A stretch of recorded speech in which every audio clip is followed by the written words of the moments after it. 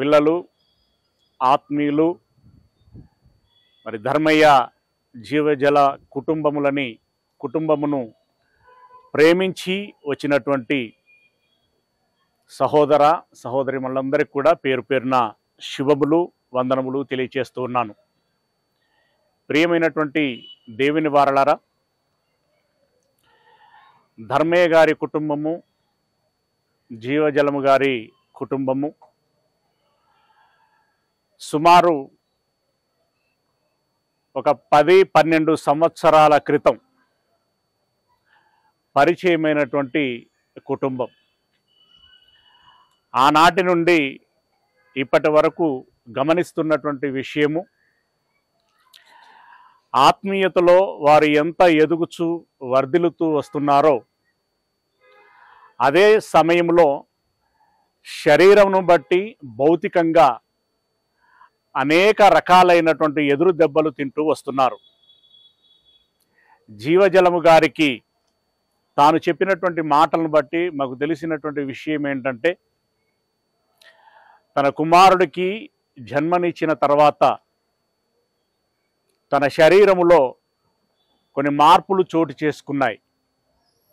తద్మూలంగా మరి కీళ్ళ నొప్పులు, ఇంకా శరీరంలో రకరకాలైనటువంటి ఇబ్బందులు తలెత్తటం మూలంగా చివరికి బీపీలు, షుగర్లు, రకరకాలైనటువంటి సమస్యలతో తాను బాధపడుతూ వచ్చింది.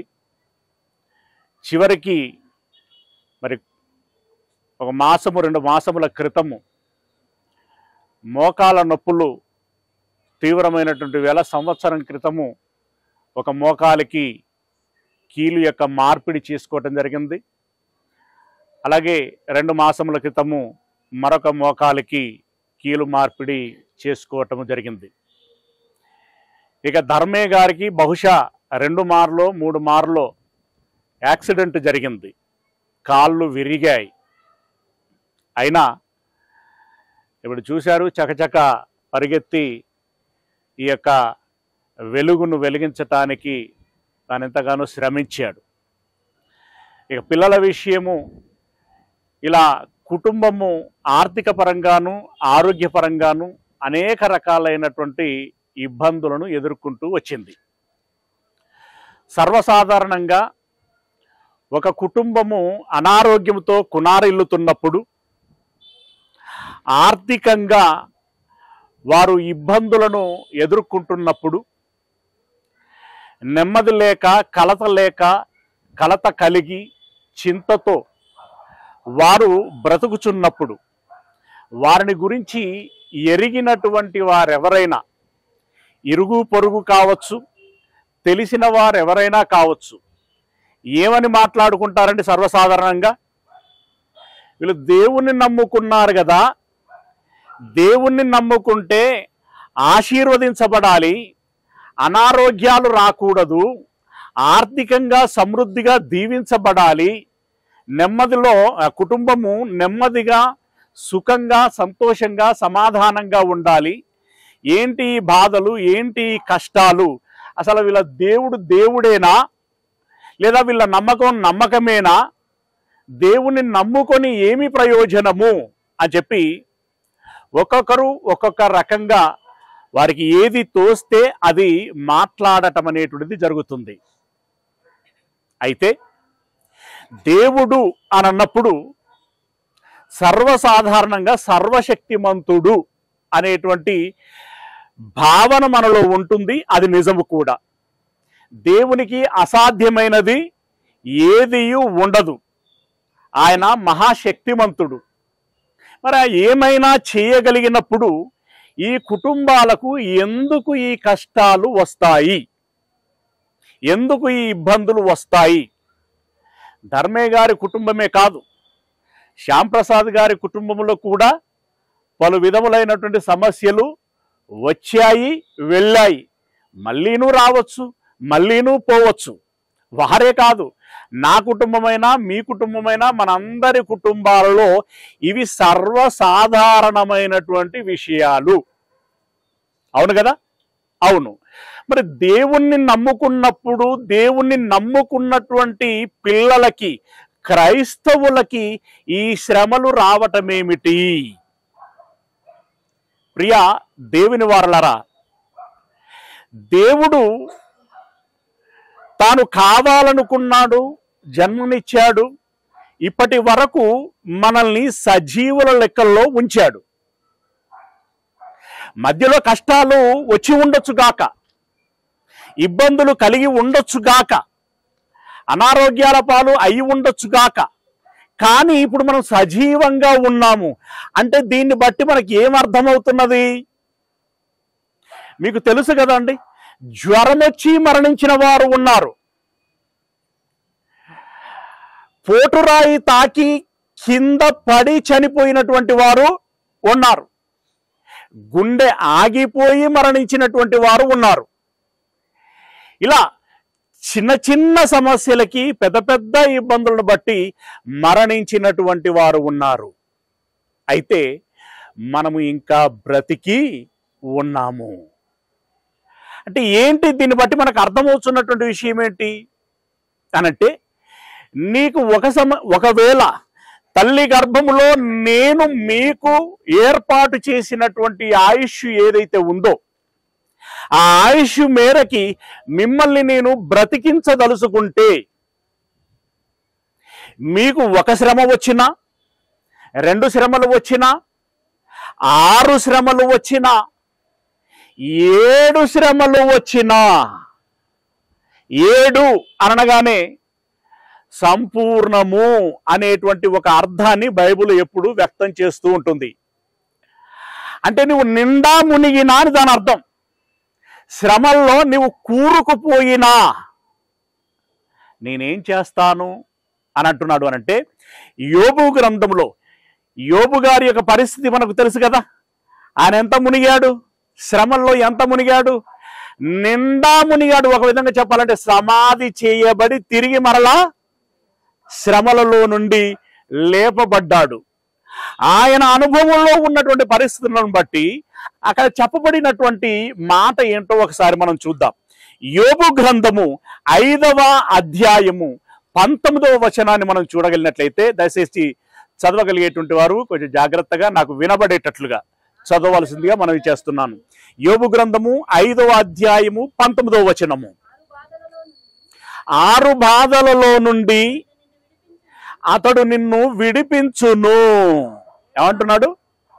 నీకు అంటే 1 నుండి స్టార్ట్ చేయాలనుకోలేదని ఏకంగా 6 దాకా పోయిండు. అంటే దాని అర్థం ఏంటో తెలుసా? 1, 2, 3 సర్వసాధారణం. మనుషులకు కష్టాలు రావటం అనేటువంటిది సర్వసాధారణం. కనుక 1, 2, 3 అని లెక్క పెట్టడం ఎందుకు అని ఏకంగా ఎక్కడికి వెళ్ళిపోయాడు? 6 దగ్గరికి వెళ్ళిపోయాడు. నీకు 6 బాధలలో నుండి ఆయన నిన్ను విడిపించును. నమ్మకం కలిగినటువంటి వారు స్తోత్రం అందామా? 6 బాధలలో నుండి ఆయన మనలను విడిపించును. తర్వాత ఏమంటున్నాడు? 6 కాదురా, నీకు 7 బాధలు కలిగినను నీకు ఏ కీడును తగలదు. బాధ అంటాడు, కీడు తగలదు అంటాడేంటి? బాధలు కలిగినను కీడు తగలదు అని అంటాడేంటి? బాధ కీడు కాదా? ఏమండి, బాధ ఇబ్బంది పెట్టదా? నీకు బాధ కలుగుతుంది, అయితే నీకు కీడు కలగదు అని అన్నాడు. అంటే బాధ అనేటువంటిది కలుగుతుంది అని, ఆ బాధను బట్టి నీవేమి నష్టపోవు. ఆ బాధ నువ్వు అనుభవించినా సరే నీకు మాత్రము లాభమే కలుగుతుంది. అంతిమంగా నేను నీకు మేలే చేస్తాను అంటున్నాడు. నీకు 7 బాధలు కలిగినా నీకు ఏ కీడుయు జరగదు. ఇంకొక మాట చూద్దామా? ఇంకొక మాట చూద్దాం. కీర్తనలు గ్రంథము 34వ అధ్యాయము 19వ వచనము. కీర్తనలు గ్రంథము 34వ అధ్యాయము 19వ వచనము. అబ్బబాబోయ్ ఏమంటున్నాడో అర్థమవుతుందా మీకు? నీతిమంతులకు కలుగు బాధలు అనేకములు. నీతిమంతులకు బాధలు వస్తాయా? నీతిమంతులకు బాధలు వస్తాయా? గుర్తుంచుకోవాలి. దేవుణ్ణి నమ్ముకున్నారు కదా అనేటువంటి ఆలోచన ఆశ్చర్యము అవసరము లేదు. నీతిమంతులకు కూడా బాధలు వస్తాయి. అదే మాట చెప్తున్నాడు. నీతిమంతులకు కలిగేటువంటి ఆపదలు 1, 2 కాదు, అనేకములు. అంటే ఎన్నైనా రావచ్చు. కానీ వాటన్నిటిలో నుండి యెహోవా వానిని విడిపించును. అంటే నీతిమంతునికి అనేక బాధలు వస్తాయి, అనేక కష్టాలు వస్తాయి, అనేక శ్రమలు వస్తాయి.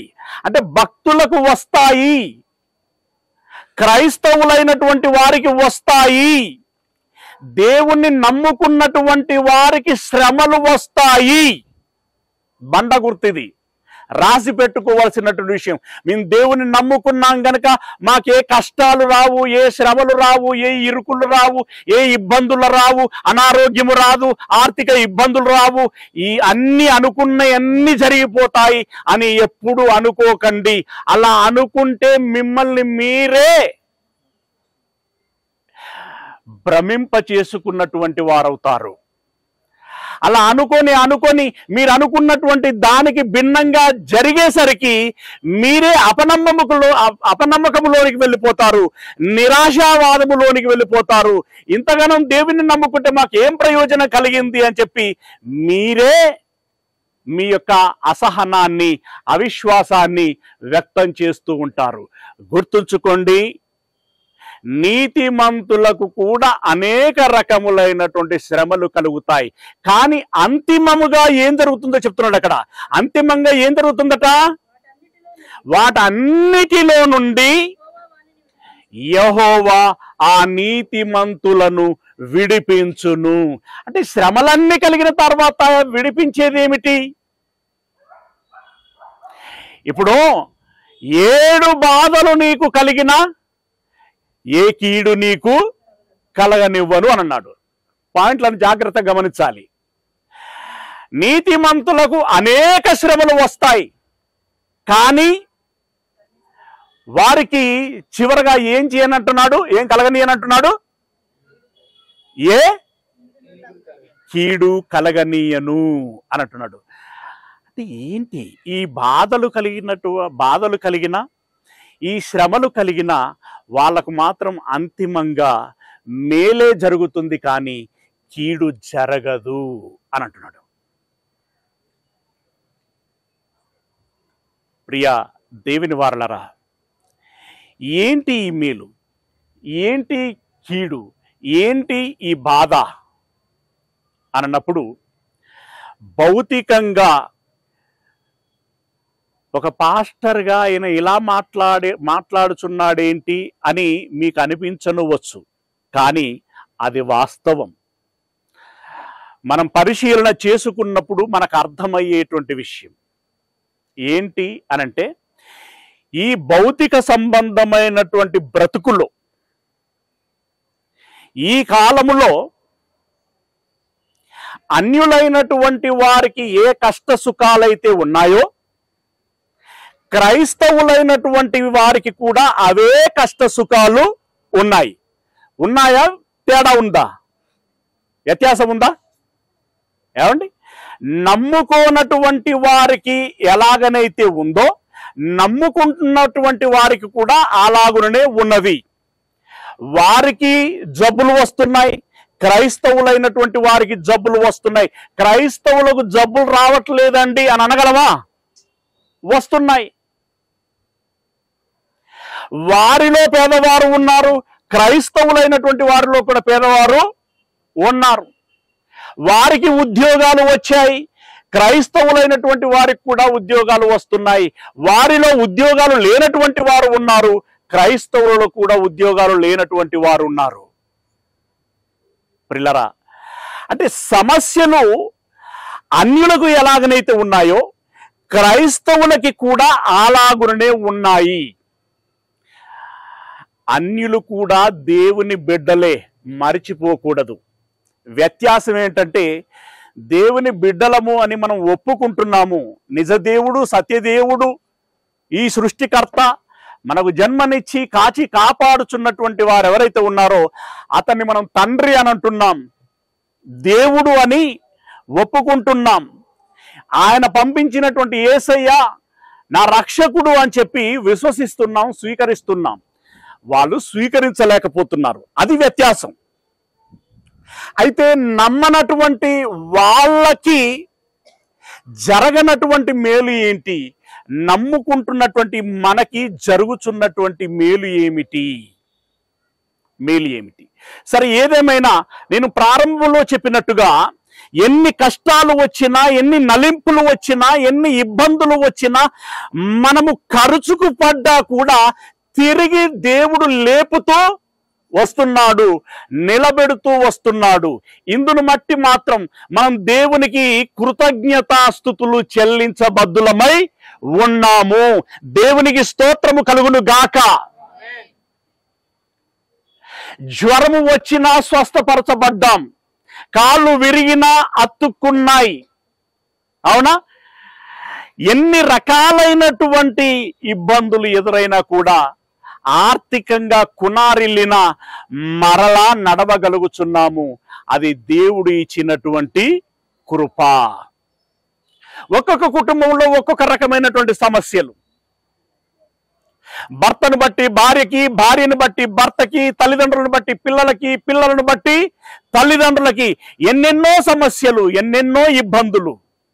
అయినా చివరికి ఇదిగో ఈ విధంగా దేవుని సన్నిధిలో మనము ఉండగలిగేటువంటి కృపను దేవుడు మనకు ఇచ్చాడు.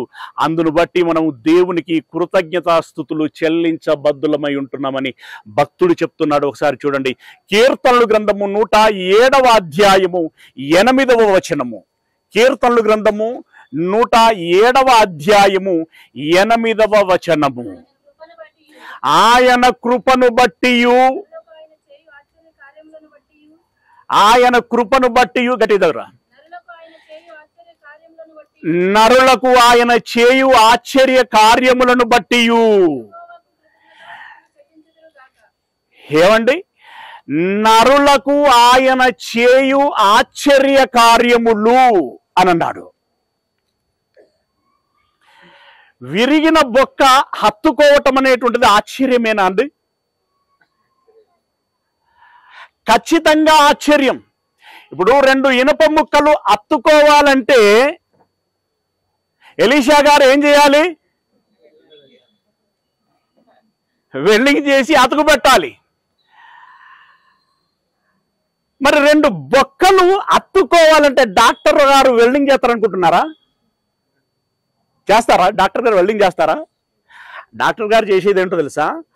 అవన్నీ ఎక్కడ ఉండాలనో అవి అక్కడికి తీసుకొచ్చి దగ్గర పెట్టి గట్టి కట్టు కడతాడు. అంతే కదా?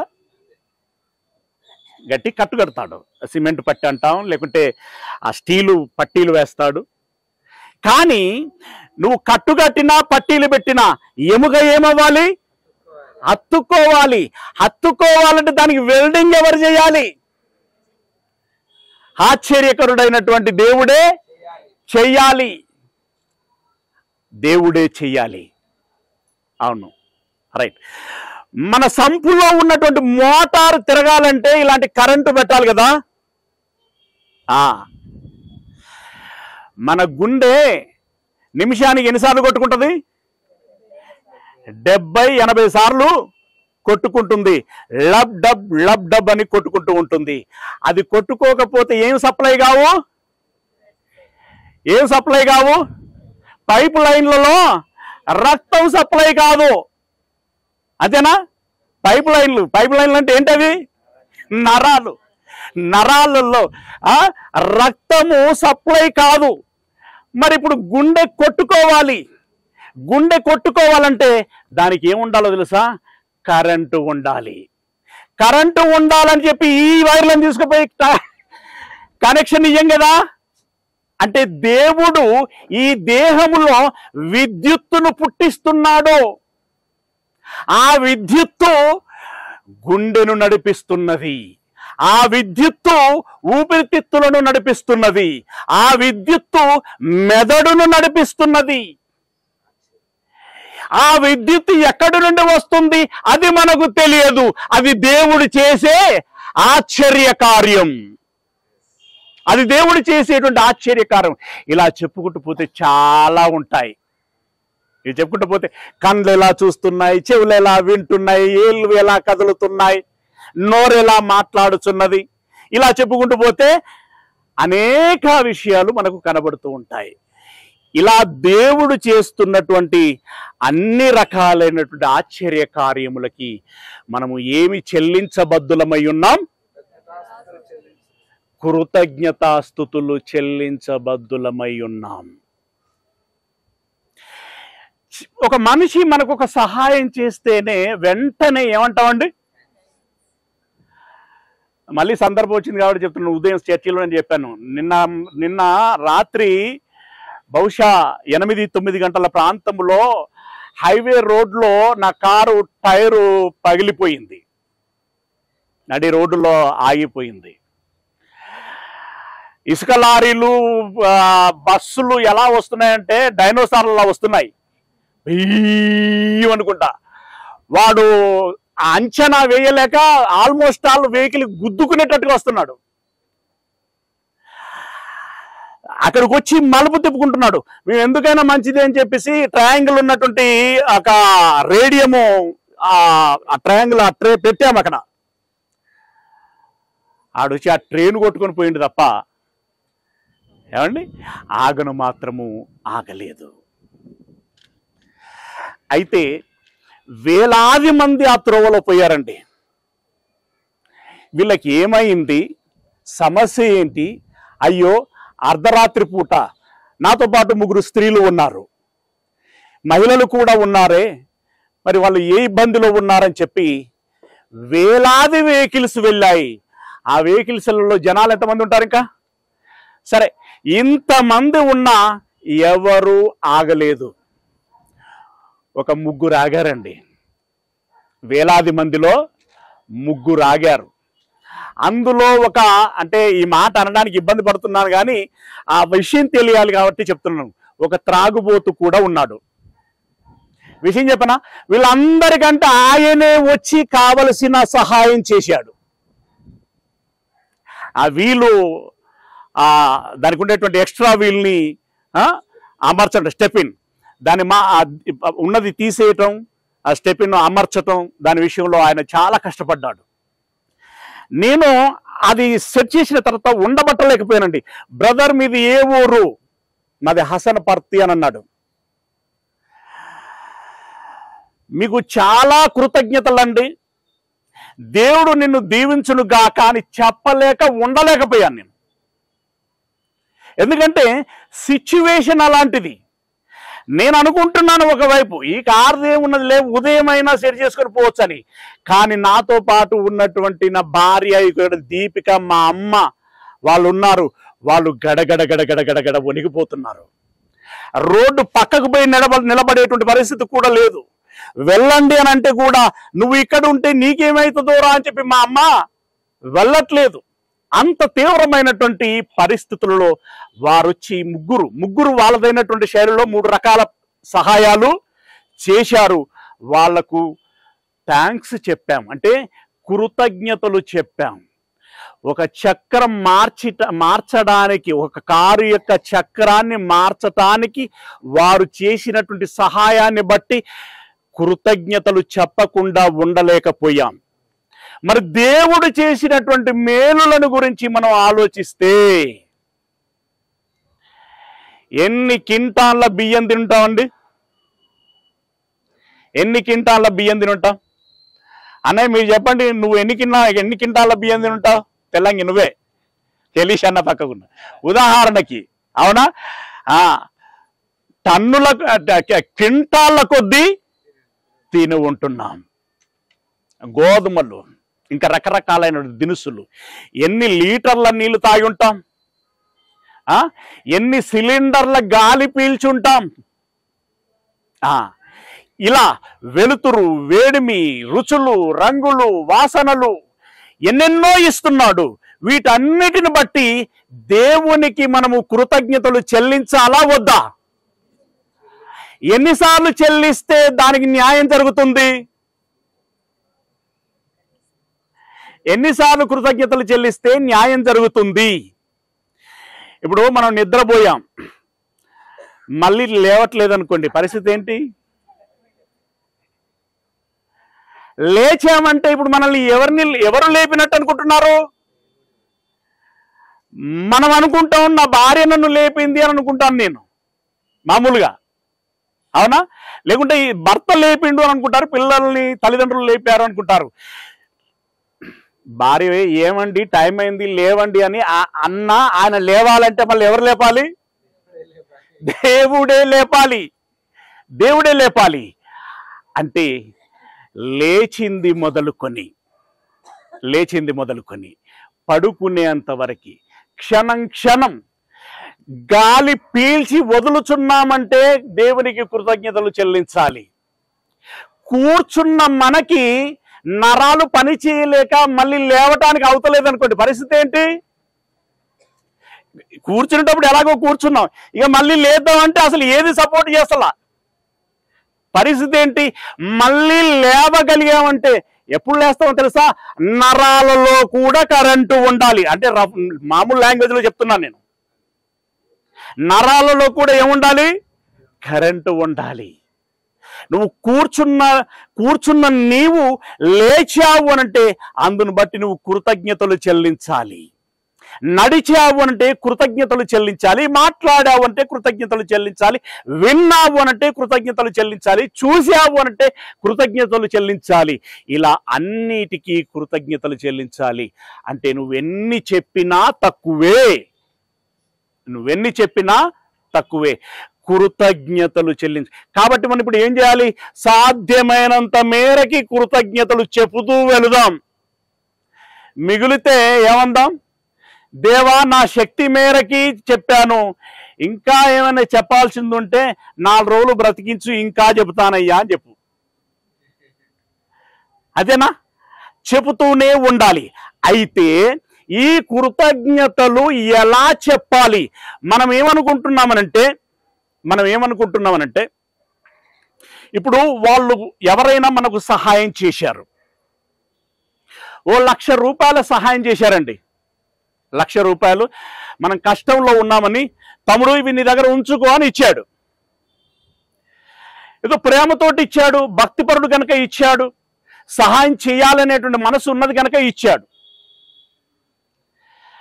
1,00,000 రూపాయలు తీసుకున్నాం, అవసరాలు తీర్చుకున్నాం, దేవుని కృపను బట్టి మరలా సెటిల్ అయ్యాం, 1,00,000కు 2 లక్షలు సంపాదించాం. అప్పుడు ఏం చేయాలి మనం? 1,00,000 రూపాయలు ఇచ్చినటువంటి ఆయన విషయంలో ఏం చేయాలి మనం? మళ్ళీ ఆయన 1,00,000 రూపాయలు ఆయనకి ఇవ్వాలా లేదా? ఇవ్వాలి. చేతనైతే ఇంకా ఎక్కువే ఇవ్వాలి, అవునా? ఎక్కువే ఇవ్వాలి. అంటే ఇప్పుడు ఆ 1,00,000 రూపాయలు ఇచ్చినటువంటి ఆయనకి థ్యాంక్స్ అని చెప్పి ఓ దండం పెడితే, అంటే ఒక నమస్కారం పెడితే ఆడికి తేలినట్టేనా లెక్క? తీరినట్టేనా లెక్క? తీరదు. ఇది మనం అర్థం చేసుకున్నట్లయితే దేవునికి కృతజ్ఞతలు చెల్లించడం అంటే థ్యాంక్స్ అని చెప్పడం తప్పు కాదు. ఆయన నీ చేతికి ఇచ్చినప్పుడు థ్యాంక్స్ అని చెప్పటం సమర్థనీయం, న్యాయం, చెప్పాలి కూడా. అలాగే అంతకంటే దేవునికి ఎక్కువగా చెప్పాలి. నీ నోటితో నోరారా హృదయపూర్వకంగా దేవునికి కృతజ్ఞతలు చెల్లించాలి మనం. అయితే మాటలతో చెల్లించి దేవుడు ఇచ్చే అన్నిటిని మూటగట్టుకొని నేను వాటి మీద కూర్చుంటానంటే మాత్రం కుదరదు. మీకు అర్థం కావాలన్నమాట. ఓకే, ఆయన ఏం చెబుతున్నాడు ఒకసారి మనం గమనిద్దాం. కొరింథీలో రాసినటువంటి 2వ పత్రిక 1వ అధ్యాయము, కొరింథీలో రాసినటువంటి 2వ పత్రిక 1వ అధ్యాయము 10వ వచనం నుండి చదువుకుందాం. ఆయన అట్టి గొప్ప, ఇంకా మీద ఉంటుందండి. 8 నుండి చదవండి కొంచెం వేగంగా. సహోదరులారా, ఆసియాలో మాకు తటస్థించిన శ్రమను గూర్చి. ఇప్పుడు మనం ఎవరైనా చనిపోయినప్పుడు అక్కడ కూర్చొని మాట్లాడుకుంటున్నాం అనుకోండి, అప్పుడు అన్ని జ్ఞాపకం వస్తూ ఉంటాయి. తెల్లారిదాకా శవాన్ని తీసేది లేదు అన్నప్పుడు మనకు సమయం ఇంకా బాగా దొరుకుతుంది. దగ్గరి బంధువులు, ఆప్తమిత్రులు అందరం కలిస్తే మనకు కలిగిన కష్ట నష్టాల గురించి, మన తల్లిదండ్రుల గురించి, తాత ముత్తాతల గురించి విషయాలన్నీ ముందర పెట్టుకుంటాం ఇక. అవునా? ఇప్పుడు అలా ప్రస్తావన చేస్తున్నాడు. ఏమంటున్నాడు? మళ్ళీ చదువు. ఆసియాలో మాకు తటస్థించిన శ్రమను గూర్చి మీకు తెలియాలని నేను తాపత్రయపడుచున్నాను. అది ఏమిటనగా, అసలు మేము బ్రతుకుతామనే నమ్మకమే మాకు లేకుండే. నాకుండే గాని మా వాళ్ళకు లేకుండే. నిన్న నిజం, వాళ్ళంతా భయపడ్డారు. మేము బ్రతుకుతామనేటువంటి నమ్మకమే లేక ఉండునట్లు మా శక్తికి మించిన, అంటే ఓపికకు మించిన అని, మా శక్తికి మించిన అత్యధిక భారము వలన కృంగిపోతిమి. మరియు మృతులను లేపేటువంటి దేవుని యందే గాని మా యందు మాకు నమ్మకము లేదు. అంటే వచ్చినటువంటి శ్రమలను బట్టి వాళ్ళు ఏమనుకున్నారట అంటే, ఇక మనం ఏమీ చేసుకోలేమురా, మన నుండి ఏమీ కాదు, ఇక కాపాడితే ఆయన కాపాడాలి, లేదంటే లేదు. ఆ దేవుని మీద భారం వేసుకుని ఉన్నామే తప్ప మా మీద మాకు ఆశలు పోయాయి అని అంటున్నాడు.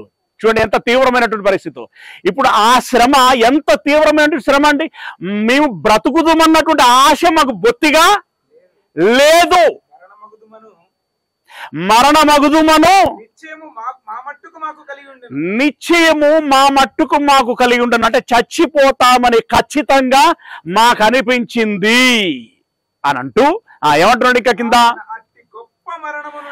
ఆయన అట్టి గొప్ప మరణము నుండి మమ్మును తప్పించెను. మనల్ని ఎప్పుడైనా మరణం నుండి తప్పించాడా? నన్నైతే తప్పించాడండి. నాకు తప్పించినటువంటి దేవునికి నేను నా హృదయపూర్వకంగా స్తోత్రాలు తెలియజేస్తున్నాను. మీకు అలాంటి ప్రమాదాలు తప్పించాడంటే మీరు కూడా ఒకసారి చెప్తారా? దేవునికి స్తోత్రము కలుగును గాక. మమ్మల్ని అట్టి మరణము నుండి తప్పించాడు. గనుక ఏం చెప్తున్నాడు ఇంకా కిందకెళ్తే, ఇక ముందుకు కూడా తప్పిస్తాడు అనేటువంటి నమ్మకం మాకుంది. మరియు అయితే ఇందులో మీ పాత్ర కూడా ఉంది అని అంటున్నాడు. మీ పాత్ర కూడా ఉంది. దాదాపు ఇక్కడ అందరినీ, ఒకళ్ళిద్దరిని మినహా అందరినీ చూశానని నేను అనుకుంటున్నాను. నన్ను కూడా మీరు అందరూ ఎరుగుదురు అని అనుకుంటున్నాను. ఆ పలానే రమేష్కి ప్రమాదము జరిగిందట, ప్రాణాపాయ స్థితిలో ఉన్నాడట అని మీకు తెలిస్తే రోజుకు మీరు చేసే 3-4 ప్రార్థనలలో ఒక ప్రార్థనలో నన్ను జ్ఞాపకం చేసుకుంటారండి? ఒకసారి చేసుకుంటా అన్న వాళ్ళు చేయతారా? చెల్లెళ్ళకి ఏం కోపం ఉన్నదో వీళ్ళు ఎత్తుతలేరు.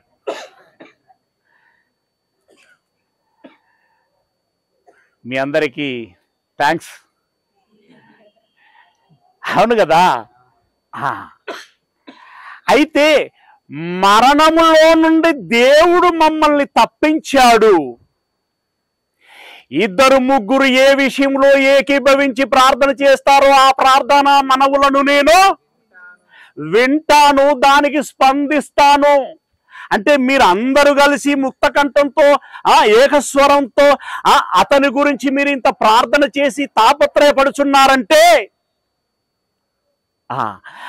నేను కూడా మీ మనవిని స్వీకరిస్తాను.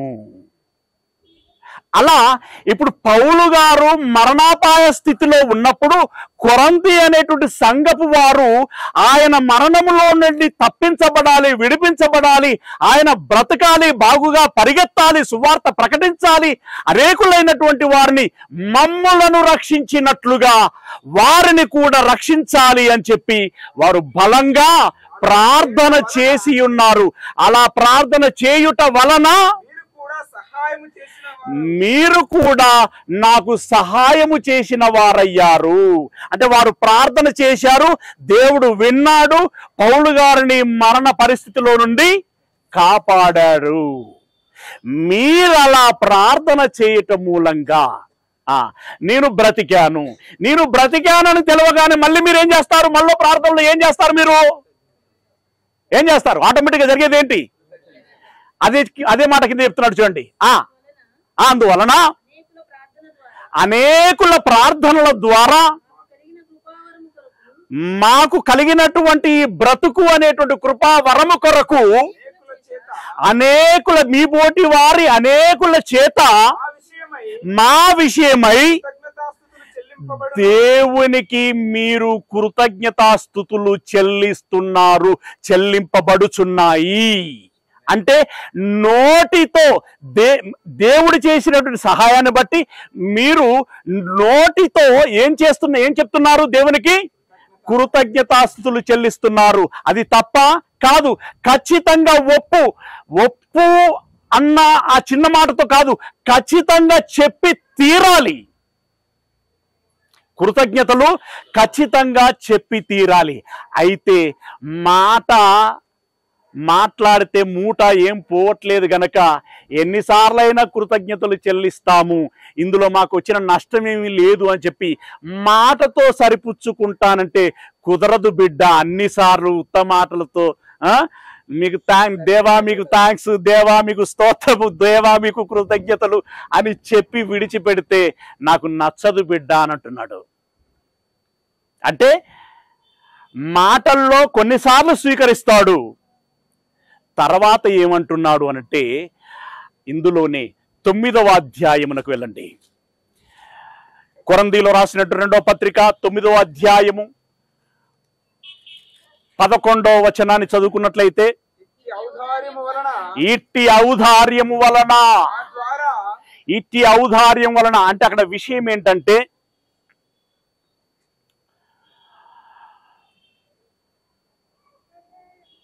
యెరూషలేములో ఉన్నటువంటి సంఘమునకు కరువు వచ్చింది. అంటే ఆ పట్టణంలోనే కరువు వచ్చింది. ఆ సంఘమునకు రోజు గడవటం కష్టమైపోయింది. అలాంటి తరుణంలో ఈ కొరంథీ వాళ్ళకు చెప్పాడు, కొలసీలో చెప్పాడు, ఎఫెసీలో చెప్పాడు, ఫిలిప్పీలో చెప్పాడు, ఇంకా చాలా సంఘస్థులకి ఆయన ఎన్నైతే సంఘాలు కట్టుకుంటూ వచ్చాడో వాళ్ళకి ఇన్ఫర్మేషన్ పాస్ చేశాడు. యెరూషలేములో గడ్డు కాలం ఉన్నది, మన సహోదరులను కాపాడుకోవాల్సిన బాధ్యత మన మీద ఉన్నది కనుక మీ శక్తి కొలది, దేవుడు ఇచ్చినటువంటి సామర్థ్యం కొలది మీరు మీ యొక్క కష్టార్జితమును తీసి, నేను చెప్పక మునిపే ప్రతి ఆదివారమున మీ కష్టార్థమును తీసి పక్కకు పెట్టండి వాళ్ళ సహాయార్థమై అని అన్నాడు. అలా వాళ్ళు అనిచ్చినట్టు మాటను బట్టి వాళ్ళందరూ కూడా ధనాన్ని పోగు చేశారు. పోగు చేసి వారికి పంపించారు. ఆ పంపించినటువంటి విషయాన్ని బట్టి అక్కడ చెప్తున్నాడు. ఏమని చెప్తున్నాడు? ఇట్టి ఔదార్యము వలన మా ద్వారా దేవునికి కృతజ్ఞతాస్తుతులు చెల్లించబడును. అంటే ఇట్టి ఔదార్యం వలన అంటే దాని అర్థం ఏంటి? మీరు చేసిన సహాయము వలన. ఇక్కడ మాట సహాయం కాదు. ఏం సహాయం? ధన సహాయం. ధన సహాయం అంటే మన కష్టము, మన శ్రమ, మన స్వేదం, మన ధనం మనము సహాయం చేశామంటే అప్పటి ఆ భక్తులు సహాయం చేశారు. అలా సహాయం చేయటాన్ని బట్టి ఏమంటుందంటే మీ ధనమును మీరు ఇచ్చారు గనుక మీరు క్రియల ద్వారా దేవునికి కృతజ్ఞతలు చెల్లించారు అని అంటున్నాడు. ఇప్పుడు దేవుణ్ణి మనం ప్రేమిస్తున్నామా? దేవుని ఎలా ప్రేమించాలండి? పూర్ణ హృదయం, ఆత్మ మనసుతో ప్రేమించాలి. ఎట్లా ప్రేమిస్తాం అంటే అది ఎట్లా కనపడుతుంది? ఆదివారం నాడు కళ్ళు మూసుకొని ఎంత లీనమైపోయి ఎంత పరవశంగా ఆ ప్రార్థన, ఆ పాటలు, ఆ కృతజ్ఞతలు చెల్లిస్తే ఎంత చూడముచ్చటగా ఉంటుంది, చాలా బాగుంటుంది. కానీ ప్రతి ఆదివారం దానితో సరిపెడతానంటే బాగుండదు అని అంటున్నాడు. ఏం చేయాలి? నన్ను ప్రేమించాలి అన్నటువంటి దేవుడు రెండవ ఆజ్ఞగా ఏమిచ్చాడు? మీ అందరికి తెలుసు కదా. రెండవ ఆజ్ఞగా ఏమిచ్చాడు? నిన్ను వలే నీ పొరుగువానిని ప్రేమించుము. ఆ మాట గలతీ పత్రికకు వచ్చేసరికి ఎలా మారిపోయింది?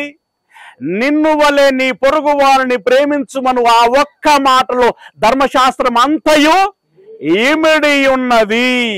అంటే నన్ను ప్రేమించుమన్న మాటలో కూడా, నన్ను ప్రేమించుమన్న మాట కూడా దేనిలో ఉండిందట? నీ పొరుగువానిని ప్రేమించుమనేటువంటి మాటలో ఇమిడి ఉన్నది అని అన్నాడు. అందుకే యేసయ్య ఏమన్నాడు తెలుసా? పేతురు, నువ్వు నన్ను ప్రేమిస్తున్నావా అనంటే, అవునయ్యా నేను నిన్ను ప్రేమిస్తున్నాను. అయితే అక్కడ గొర్రెల మేపు అని అన్నాడు. కానీ ఫైనల్ జడ్జిమెంట్ ఏదైతే ఉంటుందో అప్పుడు ఒక మాట అంటానన్నాడు. అక్రమము చేయువారులారా మీరు నా యొద్ద నుండి వెళ్ళిపోండి, అపవాదికి వారి దూతలకు నువ్వు సిద్ధపరచబడినటువంటి నిత్యాగ్ని దండంలోనికి వెళ్ళండి అని అంటాను. ఇంతకీ ఏం అక్రమం చేశారయ్యా, మేమేం చేశామయ్యా అనంటే తెలవనట్టే మాట్లాడతారేంట్రా? నేను ఆకలిగొన్నాను, మీరు ఆహారం పెట్టలేదు. దప్పిగొన్నాను, నీరు ఇవ్వలేదు. అనారోగ్యంతో ఉన్నాను, పరామర్శించలేదు. చెరసాలలో ఉన్నాను, పరామర్శించలేదు. అయ్యా మీరు ఎప్పుడు ఆకలితో ఉన్నారు? ఎప్పుడు దాహంతో ఉన్నారు? ఎప్పుడు వస్త్రాలు లేకుండా ఉన్నారు? మీకెప్పుడు రోగం వచ్చిందయ్యా? మీకెప్పుడు జబ్బు వచ్చింది? మిక్కిలి అల్పులైనటువంటి మీ సహోదరులలో కొందరికి మీరు అలాగున చేయలేదు గనుక, మీరు అల్పులైనటువంటి వారికి అలాగున చేయలేదు గనుక నాకు చేయని వారే. ఇది తెలియక మీరు ఏం మాట్లాడతారో తెలుసా? ఒక దరిద్రుని చూసి మీరు చీదరించుకుంటారు, వాని గురించి చులకనగా మాట్లాడతారు, అవమానపరుస్తారు, హేళన చేస్తారు. మీరెవరితో సహవాసం చేయటానికి ఇష్టపడతారు? ఎవరితో స్నేహం చేయటానికి ఇష్టపడతారు? ఎవరితో కలిసి ఉండటానికి ఇష్టపడతారు? మనకు సమాన స్థాయి ఎవరున్నారో వాళ్ళని చూసుకుంటూ ఉంటాం. కానీ కొంచెం బట్టలు మాసిన వాడో, చినిగిన వాడో, చెప్పులు లేనివాడో ఉంటే, బ్రదర్ రండి, సోదరి రండి అని చెప్పి వెంట పెట్టుకు వెళ్ళటానికి ప్రయత్నం చేస్తామా? కలుపుకోవటానికి ప్రయత్నం చేస్తామా? చెయ్యం. ఈ పేదవారుగా ఉన్నటువంటి ఆ స్థితిని బట్టి ఆ పేదవారిని దూషిస్తూ ఉంటాం, వారిని అవమానపరుస్తూ ఉంటాం, వారిని బాధ పెడుతూ ఉంటాం. పేదవారిని వెక్కిరిస్తే, పేదవారిని దూషిస్తే, అవమానపరిస్తే ఎవరిని అవమానపరిచినట్టట? దేవుడిని వెక్కిరించినట్టు. అంటే ఇప్పుడు దేవుడు ఏ బాధ్యత తీసుకుంటున్నాడో తెలుసా? నన్ను ప్రేమించండి, పూర్ణ హృదయంతో, ఆత్మతో, మనసుతో నన్ను ప్రేమించండి అని చెప్పినటువంటి మాటలో దేవుని స్వార్థము లేదుగాక లేదు. చాలా మంది తెలియక ఈ మాట అంటూ ఉంటారు. దేవుడు స్వార్థపరుడు. మీ తల్లిదండ్రులను విడిచిపెట్టి రండి, మీ పిల్లలను విడిచిపెట్టి రండి, నన్ను వెంబడించండి. మీ వాళ్ళు చనిపోతే మృతులు పాతి పెట్టుకుంటారు, మీరు నన్ను వెంబడించండి అని చెప్పినటువంటి మాటలన్నిటిలో ఆయన స్వార్థం ఉంది, ఆయన స్వార్థపరుడు అని మాట్లాడుతూ ఉంటాడు. నో, చనిపోయిన వాడిని మీరేలాగూ లేపలేరు. కానీ వాక్యము తెలియక, సత్యము తెలియక ఆత్మలో మరణించి నిత్య అగ్నిలోనికి జారిపోతున్నటువంటి వారు చాలా మంది ఉన్నారు. మనం పరిగెత్తి పని చేయవలసి ఉంది. నాతో పాటు రండి అని అన్నాడు. పిల్లరా, అల్పులైనటువంటి వారికి మీరు చేస్తే నాకు చేసినట్టే అన్నాడు. అంటే ఇప్పుడు ఈ కృతజ్ఞత ఎలా చెల్లించాలి అని అంటున్నాడు అంటే, మీకు ఎవరైతే అల్పులుగా కనబడతారో, ఆపదల్లో కనబడతారో, కష్టాలలో కనబడతారో వాళ్ళకి మీరు సహాయము చెయ్యాలి.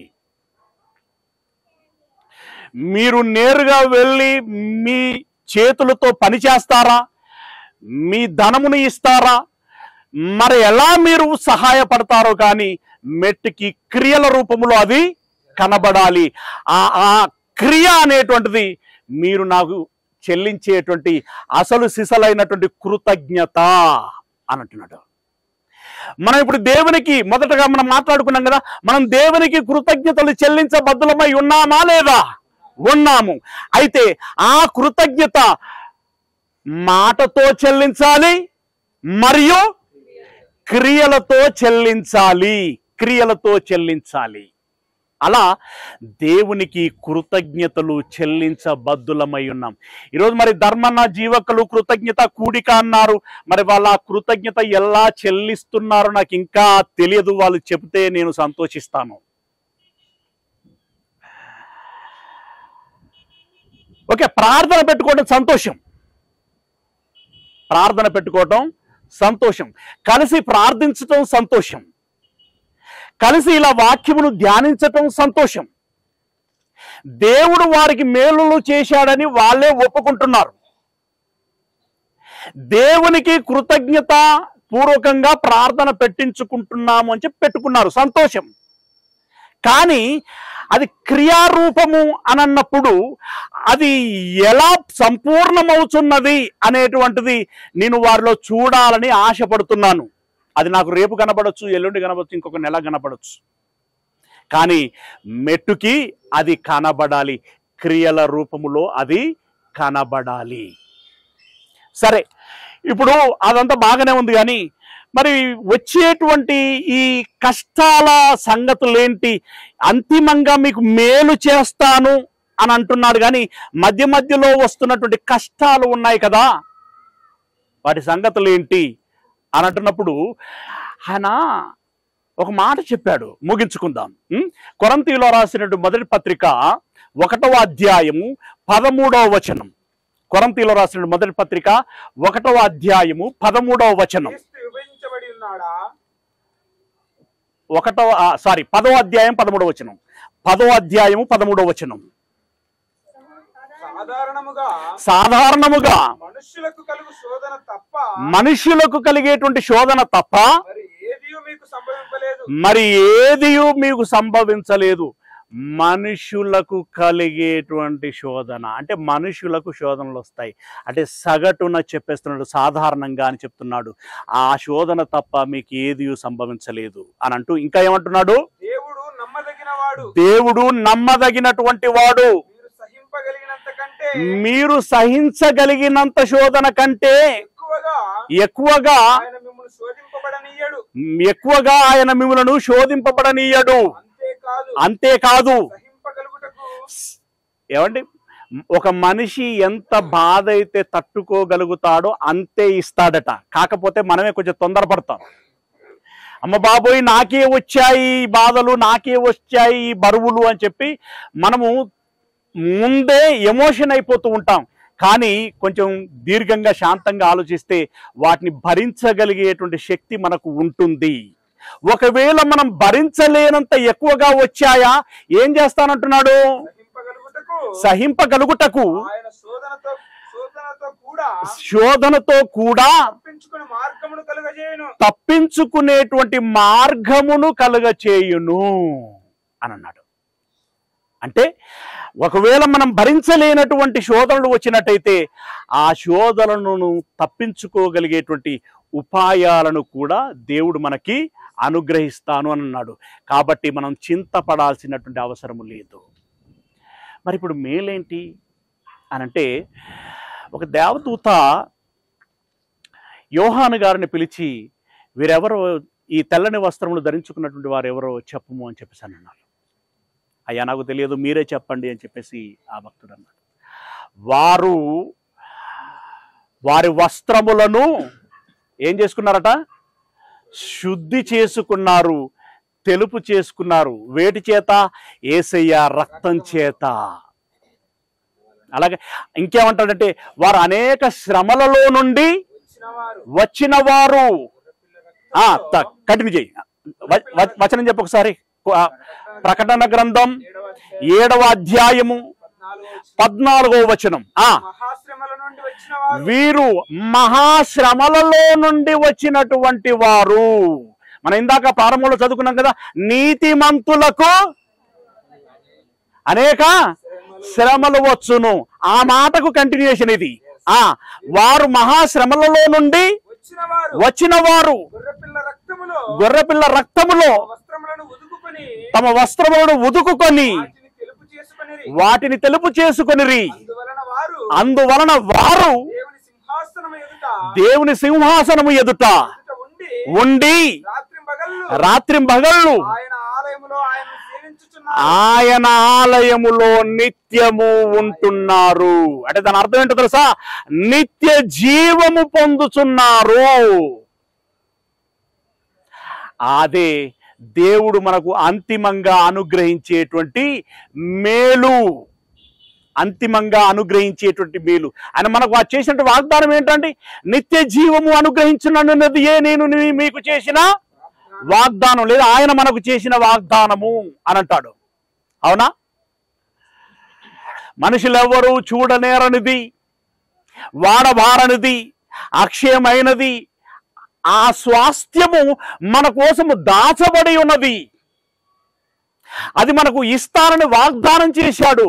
నిత్య జీవాన్ని ప్రసాదిస్తాడు. అక్కడికి చేరిన తర్వాత నిత్య సంతోషము, సమాధానము, సంతృప్తితో మనం ఉంటాం. అదే ఇక్కడ ఈ లోకంలో మనకు ఎన్ని కష్టాలు వచ్చినా, ఎన్ని నష్టాలు వచ్చినా మీరు ఓర్మి కలిగి విశ్వాసములో కొనసాగండి. కానీ మీకు అంతిమంగా మేలు దయచేస్తాను. అదేంటంటే, ఈ భౌతిక సంబంధమైనటువంటి శరీరమును విడిచిపెట్టిన మీరు మరణించిన మరలా బ్రతుకుతారు. బ్రతికినటువంటి మీరు మరెన్నటికి మరణించరు. నిత్య స్వాస్థ్యం పొందుకుంటారు, నిత్య జీవం పొందుకుంటారు, నిత్య సమాధానము, సంతోషము, సంతృప్తి పొందుకుంటారు. అదే నేను మీకు ఇచ్చేటువంటి మేలు. దానికి ఇప్పుడు ఎన్ని కృతజ్ఞతలు చెల్లించాలి? పరలోకం వెళ్ళిన తర్వాత చూసుకుందాం ఆ లెక్క. ఓకేనా? మీరందరూ ఆ నిత్య మేలులకు పాత్రులు కావాలని మనసారా కోరుకుంటున్నాను. ముఖ్యంగా దేవునికి కృతజ్ఞతలు చెల్లించాలి అనేటువంటి కాంక్షతో ఈ ప్రార్థన కూటమి ఏర్పాటు చేసినటువంటి సహోదరుడు ధర్మయ్య గారికి, సహోదరిమణి జీవజలము గారికి, వారి పిల్లలకి ఆ దేవుడు చేసినటువంటి వాగ్దానము వారికి ఖాయమవును గాక. దేవుడు మనందరినీ దీవించును గాక. తదనంతర కార్యక్రమం అనే గారి ముందుకు తీసుకెళ్లాల్సింది మనం చేస్తున్నాను.